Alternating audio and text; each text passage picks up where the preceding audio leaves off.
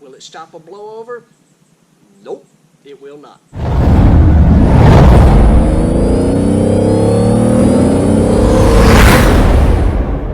Hey folks, so something a little different. I don't really know that we have completely ever talked about my daily driver. It is this 2011 Ram 3500. It has weld wheels on it. It has an aftermarket exhaust system on it. It does not have DEF. I do believe, and I am no expert, that DEF was on the 2011 models, but this is an early 2011. I have driven this thing all over the country. Donna's driven it all over the country,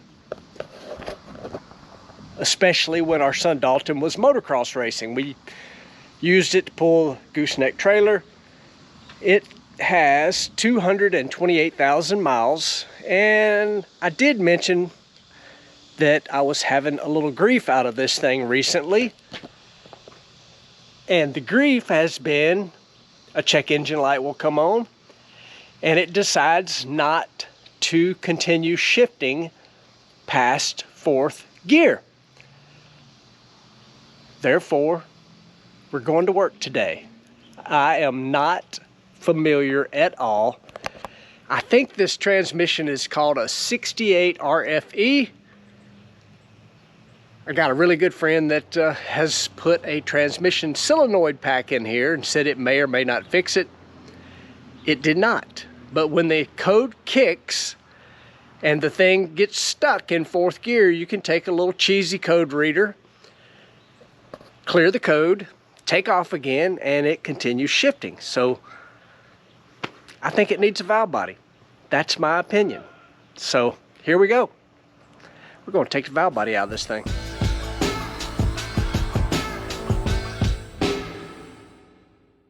Warm out here. Figured I better add a little more context to this thing. So it's been doing this for a while. Like say, check engine light comes on, it'll get to about fourth gear, which means it'll run about 45 miles an hour, and that's it. Sometimes it would just clear on its own. Took it to a real good friend of mine, David Bruner. He put a solenoid pack in it, said it may fix it, it may not. Lasted for a little while, then it started doing it again. At any rate, after some Google work, I found out that it's probably a valve body. So I contacted Chuck Seisinger, Street Outlaws, and he put me in contact with a guy from Sonax. Sonax does a lot of transmissions parts and pieces, and he told me pull the valve body out and we'll figure out from there what we're going to do. So I know there is a big mess coming up. During this though, which is not hot rod content, we're not going to be out there smoking the tires because I can't figure out how to turn the traction control off on this thing. I'm going to answer a few questions while I make a mess with transmission fluid everywhere, most likely. Let's drain it. Let's see how big a mess we can make or not. Time to go to work. All right, there's a mess coming and I know it, and I am not looking forward to it. Uh-oh, I heard a little movement there. There we go. All right, here comes the mess. How do we want to do this? How are we going to do it? I'm not sure. But here comes the mess, I know that.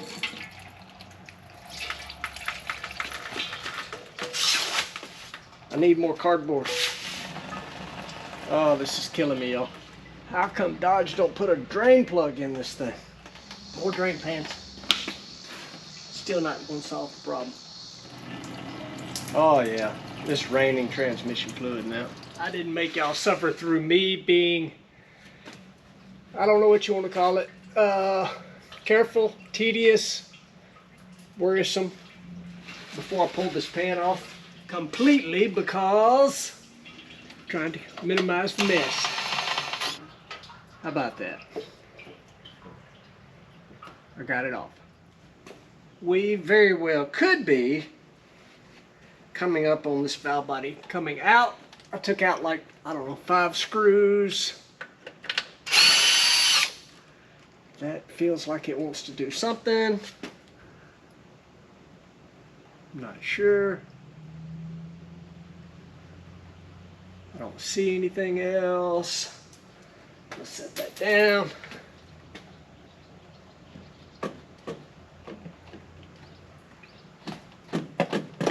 And boom. One valve body, y'all. A lot of fluid in it. Imagine that, a lot of fluid in a valve body. Duh. Gotta tell the truth. Other than being messy, wasn't that bad. Well, got the valve body out. Now we got to do a little shipping and send that bad boy to Randall at Sinax. Hopefully I can put it back in. It's fairly straightforward, I think. But y'all don't care about all that, I'm quite sure. So I am going to jump on YouTube Studio, go to the comments, go to the questions, and we'll answer a few. Put the old cheaters on. Here we go. I'm just going to scroll. Oops, scroll. Trip Rogers. Trip is a regular commenter. Very much appreciated, Trip. We've noticed you're scrubbing the tires since crew chief change. Is that a Jimbo call to tend to the tires? All right, here's how all that came about. I personally don't think it does anything. Did it come about with Jimbo? Yes, but we also were in the middle of smoking the tires multiple runs in a row, and we were doing our dangdest to make that stop. So at that point, you know, you'll do anything to stop the tire smoke, and that's kind of where that come from. Because me personally, you know, you do your burnout, it throws bits of Goodyear freckles all in the air. If any of you have been on the starting line, when you leave the starting line, you get back to the room at night, you'll have black dots all over you, which is rubber in the air. That's Goodyear freckles. The only time I really think that you probably should wipe on the tire is if you literally see something on it, like a piece of concrete, a piece of cotton, which is a cigarette butt, that sort of thing. Me personally, I think it's a waste of time. I think it's a monkey see, monkey do situation. A lot of teams do it, so that means a lot of more teams do it. That's my opinion. Thanks, Trip. Man, I don't know how to say this. Motunia. Dr. Milliken, seatbelts are manufactured by a company called Impact. Any concerns? Nope, because I want them to work if there is an impact. That's pretty much it. Can you make a video showing the distance the race truck and how you travel to each race? When do you leave? How many drivers, miles, stop for sleep, etc.? That is from San Francisco Bay. That's a question I've got a few times, and actually it may have been San Francisco Bay. That's his name. San Francisco Bay at Seattle this past weekend. So here's the deal. The trucks 100% run what is DOT legal. And I'm not just saying that because it's on YouTube. The trucks have electronic log information in them. So when the trucks are rolling, you're logged in. It knows how many hours you're traveling. So we're doing that. As far as filming going down the road, y'all know that I don't really have a team for this whole YouTube thing, so I would have to ask one of the crew members to do it. They would if I asked them to, but trucks travel legally. We stay in hotels at night on the road unless I drive my motorhome, which is sitting over here. But otherwise, I mean, it's fairly straightforward what we do. Travel as many miles as we can legally. Stop get a hotel room, roll to the next track. That's kind of that. Thanks, San Francisco Bay. This is from, and I 100% cannot say his name because it is written, I think, in Japanese. Whoever this is posts comments fairly regular. Man, I don't know how to say it, and I don't know if y'all can see that or not. I'm going to try to make it where you can see it. This right here. Thanks, Clay, for posting another interesting episode. Just curious, how far is your race shop from home, and did I get any fish or not? So I live in Drummond's, Tennessee. The race shop is in McLeansboro, Illinois. From where I'm sitting right now to our race shop is about 265 miles. I have, on many occasions, left here, drove to the shop, did some work, turn around and come right back home in the same day. A little over 500 miles and probably 4 or 5 hours of work. That is not DOT legal, but I have done it multiple times. I don't know how to say your name, but I appreciate you commenting all the time. Black Sheep Productions, why don't you have a small strip of blackout tint across the top of your visor acting like a permanent sun visor? Well, this is going to make me pause for a moment and get something to show you. I'll be right back. Black Sheep jumped up. Y'all have probably seen it. I got a lot of my helmets stashed over there. And why don't you run a small strip of blackout tint across the top of your visor acting like a permanent sun visor? In a roundabout way, I have done that. This is an old helmet. This is actually the helmet I wore when I did a burnout in front of Elvis's house, which was really freaking cool. In front of Graceland, I did a burnout in a Top Fuel car.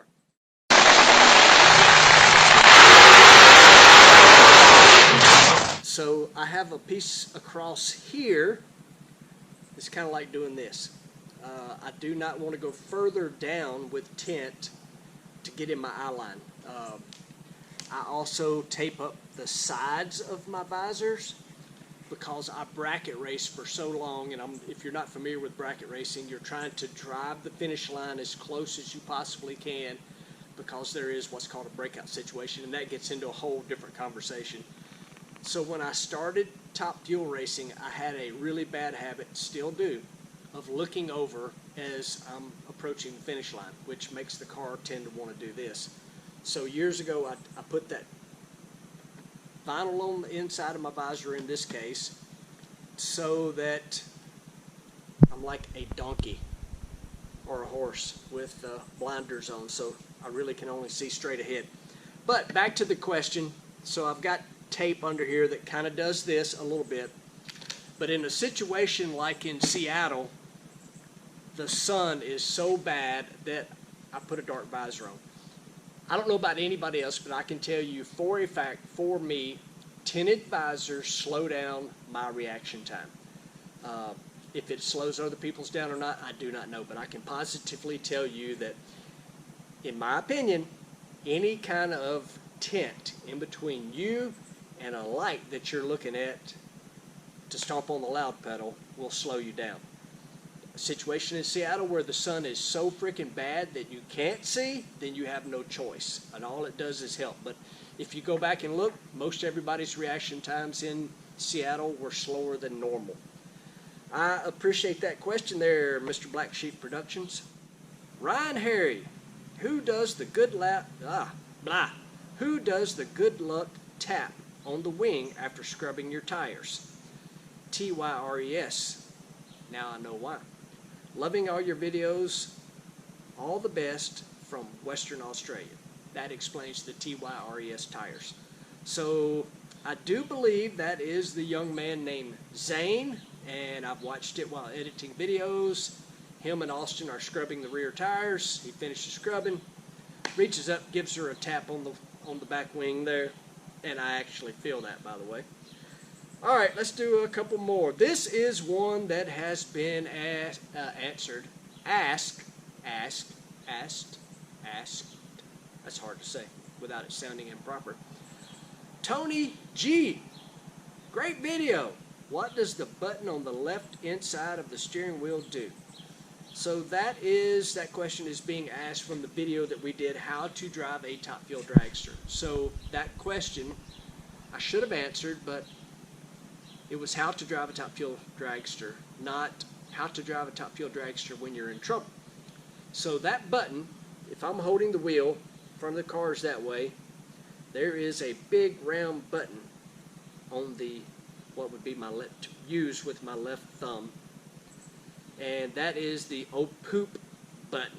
And what that does, if you are like, you got your hands full, you're out of control, you're chasing this thing, it's smoking the tires, it's blowed up, it's on fire, it's about to hit the wall, all those sort of things, and you're driving your tail off, you're just doing your dangdest.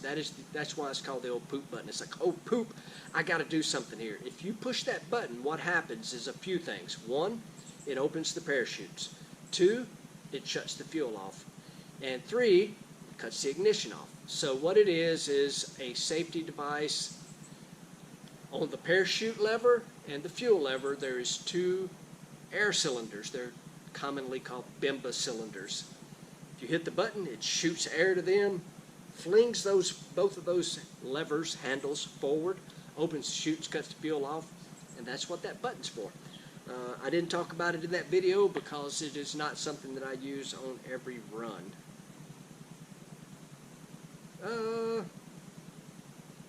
Here's a good one, and this is an interesting name. Triple X. In a future video, can you explain what the guy does right before you leave? He runs back and fiddles with something on the long bar sticking out the back of the car. Triple X. That is called a wheelie bar. And it's not that you want to do wheelies, it is a prevent wheelie bar is really what it is. So that long bar you're talking about is 3 tubes coming into one little wheel. We are measuring how far it is from the wheel on the back of the wheelie bar, and we use it as kind of a performance tool. We want the wheelie bar to basically stop the car from going down, hit that wheel on the back of the wheelie bar, and actually pick up on the rear of the car to create wheel speed. Controlled wheel speed is what we need leaving the starting line. And yes, it is there to prevent a big wheelie. Will it stop a blowover? Nope, it will not. But it's a tuning tool, basically, to help us achieve the wheel speed that we want at the step of the throttle. We could really dig off the deep end. Dig off the deep end?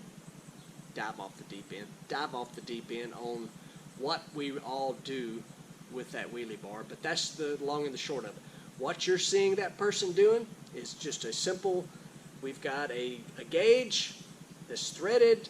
We know how high we want it to be, so that gauge is preset.